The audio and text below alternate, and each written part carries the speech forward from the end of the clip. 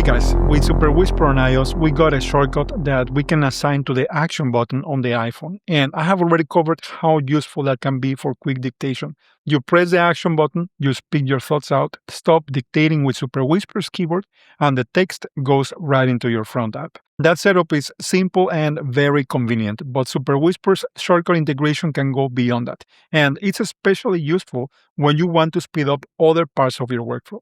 Let's say I'm working in my Notes app, but I suddenly remember a task that I haven't written down.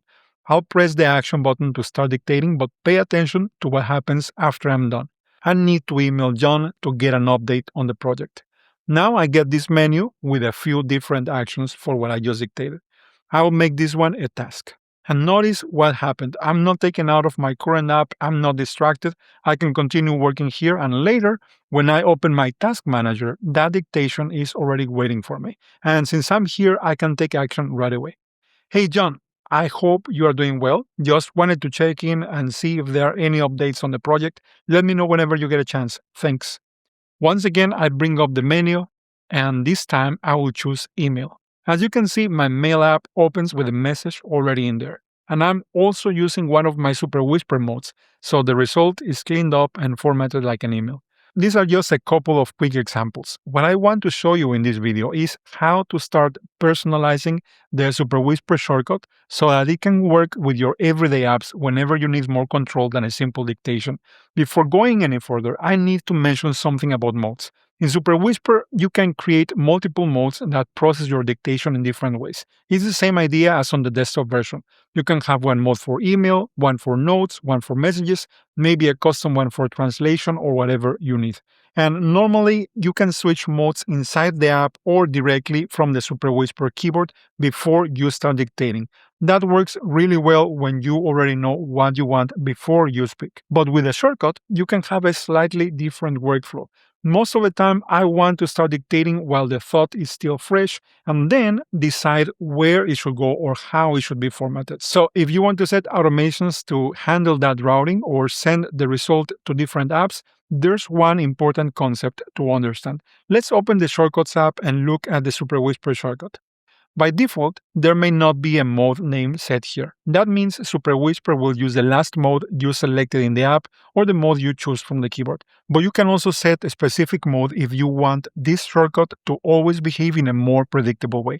And here's the important part. This Superwhisper action behaves differently depending on whether it's starting a recording or stopping a recording. When you start dictating, the mode set in that shortcut controls the transcription. When you stop dictating, the mode set in that shortcut controls the AI processing. What I'm saying here is that you can start with one mode in one shortcut and then stop with a different one. Let me show you that in action. First, I'll set this shortcut to use my voice mode. This is the one I use for always starting dictation with my action button. Now I'll create a new shortcut. I will search for Superwhisper's toggle recording action, and here I'll set the mode name to Note.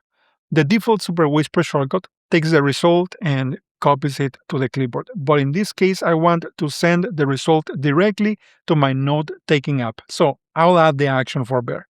I will create a new note, set a simple title for now, and for the content, I'll use the result from the Superwhisper action.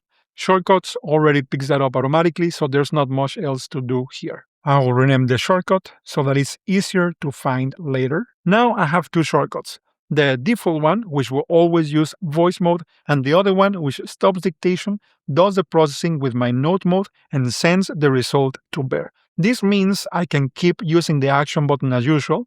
This workflow continues exactly the same as before. I can start and stop with the same shortcut. The result will be placed on my clipboard and I can paste it anywhere. But let's try the new route. Once again, I started dictating with the action button. One thing to remember here is that this first shortcut that opens my dictation session is still important.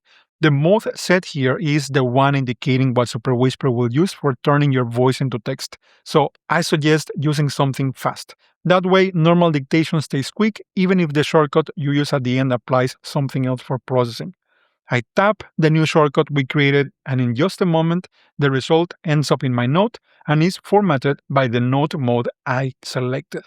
From here, you can start thinking about the apps you already use and what they offer in shortcuts. Most apps have at least a few actions you can work with, and that's really all you need to build something like this.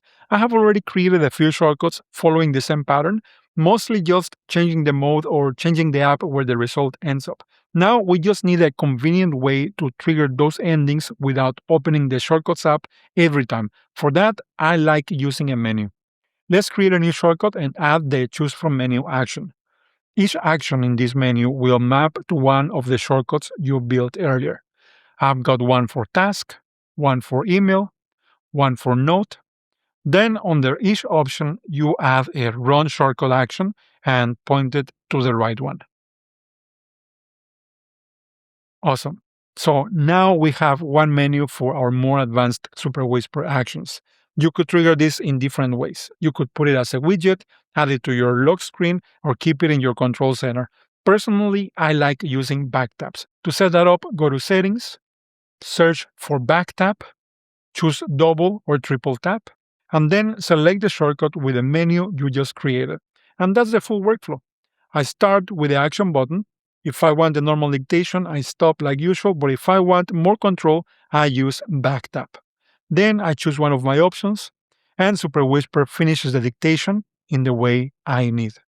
There are a lot of things you can do with shortcuts, but the real value comes when you connect Superwhisper with the apps you already use every day. So what I'm showing you here is just the basic concept. If you have customized this shortcut for your own workflow, I would love to hear how you are using it. Leave a comment with your setup because I'm sure other users will find it useful too.